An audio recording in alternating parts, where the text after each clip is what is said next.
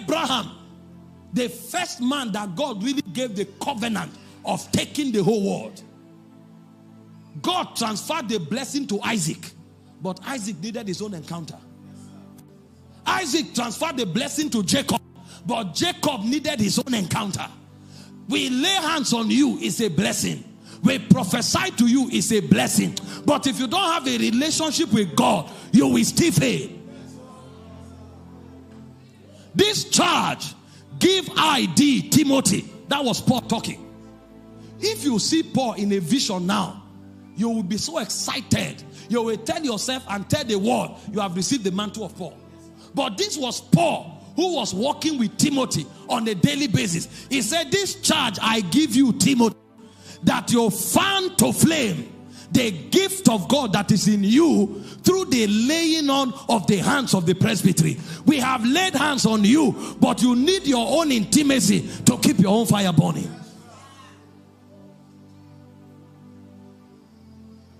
This is the problem of our generation.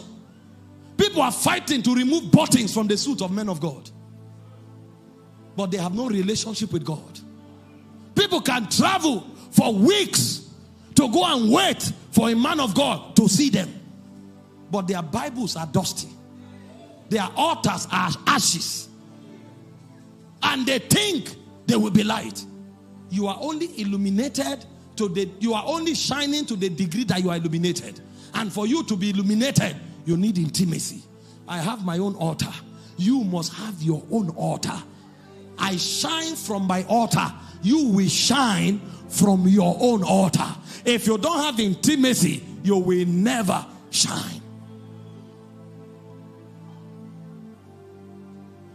Number 2, responsibility of light is in the area of influence and dominion.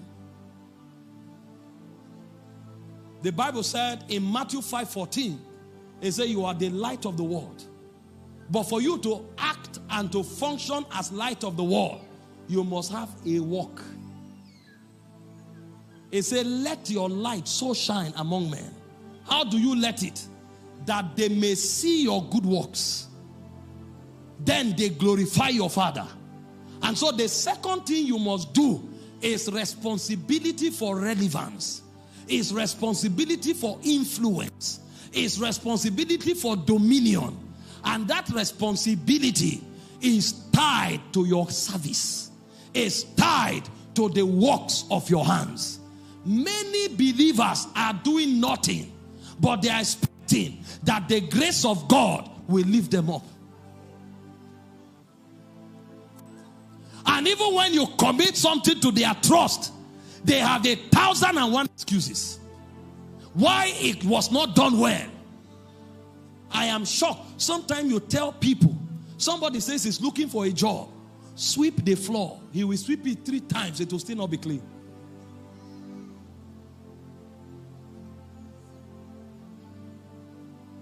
They don't have anything doing, but the little one God puts in their hands, they don't do it well. Meanwhile, their rising is tied to faithfulness. There's nobody God carries from the bottom to the top without giving something to do. In Luke 16:10 and 12, it says, if you are not faithful in little, you can never be faithful in much. So forget dominion. Forget influence. You find somebody doing something, he said, this is what I do for a living. And then you look at him for 5 minutes without any thorough vetting. You see 1,001 errors. And then you are wondering. Recently we were working on a facility and they brought a painter to paint it.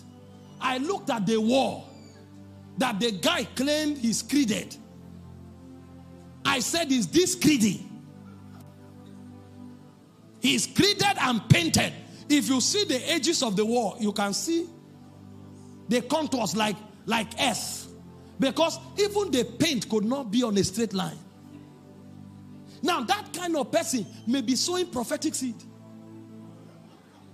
He will be attending conferences like this and struggling for man of God to speak over his business, to lay hands on him.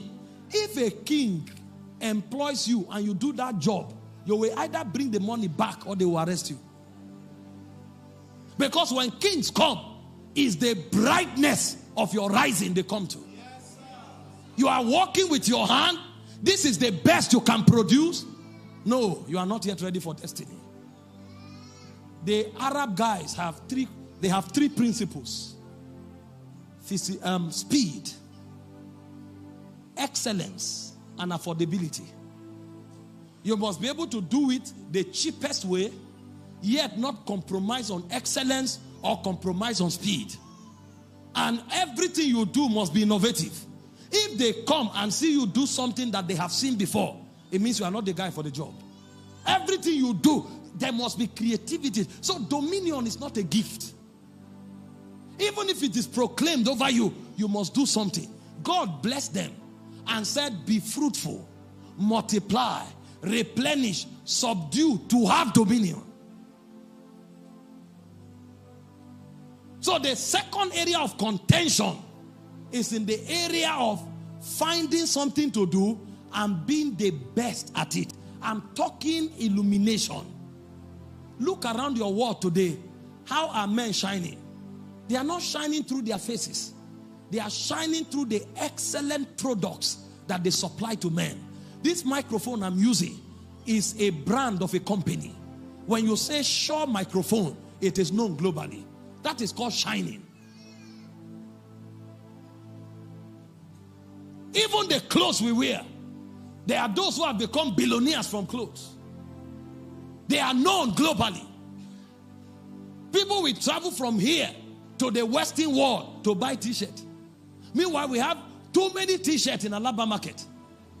How many of you go there to buy, to wear for relevant events? But you wear, you want to show the logo. Because they have learned how to perfect what they have. You must learn this truth as a believer. Listen, prayer is not just about charging and sweating. When our fathers prayed, they saw things. Noah prayed and created an ark. There was something he did that the whole world depended on. He prayed and created the whole dimensions of an ark. Moses prayed and built a tabernacle. When you pray, when you engage God, there is creativity in you that should be awoken. It said in Jeremiah 33 verse 3, ask of me, I will answer. But I don't only answer, I will show you great and mighty things that you know not. So cutting edge intelligence should actually come from our intimacy. That is how we shine. We don't see, we need to understand it. Sometimes we become too religious and we parade rituals without tangible solutions and results that will command the attention of the world. I believe in transformation. I believe in holiness. I believe in character development. But that's not all God does. Because when you read the Bible, you will find men who had the same prayer altars that we have and came up with intelligent civilizations that shook their world. How did Abraham understood the principle of cattle rearing? How did Isaac understand the principle of irrigation? How did they know those things? These were deep agriculturists. How did they master those principles? They worked with God, yet they excelled as agriculturists. So you must have works that your life commands, both in the physical and in the supernatural. But the problem with us is we have not even perfected the physical. How much more the supernatural? That's why in our generation, when a doctor shakes his head like this, everybody in the family begins to prepare for burial. There's nobody who has understood healing and say, no, the doctor's verdict is not the absolute verdict. I know something from the spirit realm that I can do to stop this infirmity. This is why when government fails, a whole race can be wiped out because of hunger. Nobody has understood anything from God and say, no, I can preserve these people. What did Moses know in the wilderness? Because there is a place for sowing and reaping. There's another place where you need manna to come down. There's another place where you need bread to be multiplied. So it begins with natural principles, then it gets to supernatural principles. But the question is, if we have not perfected the natural principles that does not really need God, how much more the supernatural? A shining generation must rise. And that rising is around the works of your hand, both in the natural and in the supernatural. Believe me, you will be unstoppable when you have weapons on your right and weapons on your left. When they come out on Monday morning, you are a captain there. From Monday to Friday, you are dictating things. And then when you get back from work, you are also shifting things in the heavenly realms. You are shaking things in the heavenly realm. This is the calling of the believer. This is the believer that truly shines. He has walks in the spirit and he has walks in the natural.